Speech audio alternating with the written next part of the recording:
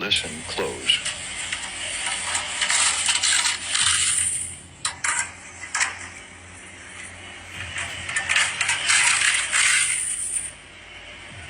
I heard it.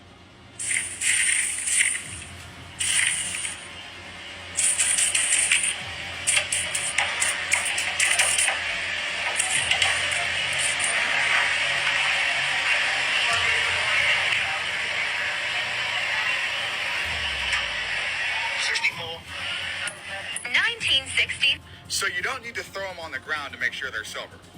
Anything 1964 and older for quarters are silver. 90%. So many people have these and don't know what I'm about to tell you.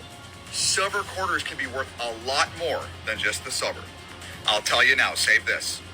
So you're only looking for quarters between 1956 and 1964. And all you're looking for is a space between the E and the S in states. You can see it on this one that I found.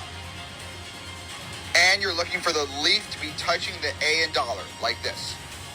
And as you can see, this one has no space between the E and the S, so this would be a regular silver quarter. But if it has the things I just showed you, it's called a Type B quarter. Those are $50 to $75 a piece. And if you don't throw them on the ground and damage them, then you can certify them by PCGS, where it'll look like this, and those sell for around $200 in nice condition. And if you want to learn how to certify coins for free, go to the bottom of the video and click more. That will take you to the PCGS grading guide. Click that.